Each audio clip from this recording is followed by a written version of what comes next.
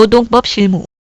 6개월 미만 근로자에게도 해고예고수당 지급해야 한다. 첫 대법 판결 나와. 대법 2017년 1월 12일 2016 제다 2사 판결입니다. 아주 따끈따끈한 판결이지요. 하하. 중앙경제 이슈앤 리포트 2017년 2월 2일자 내용입니다. 작성 배경. 근무 기간이 6개월 미만이라 하더라도 해고할 경우 해고예고수당을 지급해야 한다는 대법원 판결이 나왔습니다.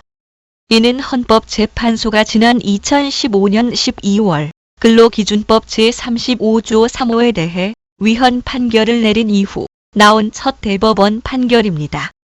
해고예고수당이란 근로자를 해고할 때는 적어도 30일 전에 해고예고를 해야 하고 해고예고를 하지 못할 때는 30일분의 통상임금에 해당하는 금액을 지급해야 하는데 이를 해고예고수당이라고 합니다. 그런데 그 해고예고수당의 예외 중 하나로 6개월 미만 근무자가 있었던 것입니다. 당시 헌법재판소는 월급 근로자로서 근무한 지 6개월이 되지 못한 자에게는 해고예고수당을 지급하지 않아도 해고할 수 있다는 내용의 제35조 3호가 헌법에 위반된다고 위헌 결정을 내린 바 있습니다.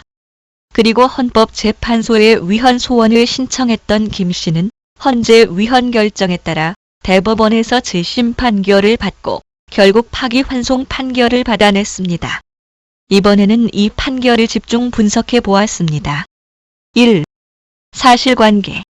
영어 강사 김모 씨는 서울 송파구에 위치한 학원에서 2009년 5월부터 영어 강사로 근무하던 중 2개월 후인 7월 해고됐다. 김 씨는 원장 송 씨를 상대로 해고예고수당 지급을 구했지만 거절당하자 소송을 냈다. 김 씨는 1심에서 이 법 규정 때문에 패소하자 항소했다. 그리고 항소심 법원의 근로기준법 제35조 제3호가 헌법에 위반된다며 위헌 법률 심판 제청을 신청했지만 기각되자 2014년 1월 헌법재판소에 직접 헌법소원 심판을 청구했다. 위헌 법률 심판 제청은 당사자가 신청하거나 판사 재량으로 판사가 하는 것이고 헌법소원 심판은 국민 누구나 할 수 있는 겁니다. 참고. 근로기준법 제26조. 근로자를 해고하려면 적어도 30일 전에 예고하거나 30일분 이상의 통상임금을 지급해야 한다는 해고예고 규정을 두고 있다. 다만 35조에서 해고예고 규정을 적용하지 않는 예외를 두고 있는데 3호에서 월급 근로자로서 6개월이 되지 못한 사람을 예외 대상으로 규정하고 있다. 2. 헌법재판소의 판단. 35조 3호는 위헌이다. 1. 근로의 권리 침해. 해고예고를 받지 못하는 경우로 인정되려면 근로자가 근로관계가 앞으로 계속될 것이라는 기대가 적은 경우여야 된다. 하지만 오히려 근무기간이 6개월이 안 된 사람은 대체로 근로계약이 계속 이어질 것이라고 기대하는 경우가 크다. 따라서 이런 근로자를 예외로 두는 데는 합리적 근거가 없다. 2. 평등권 침해.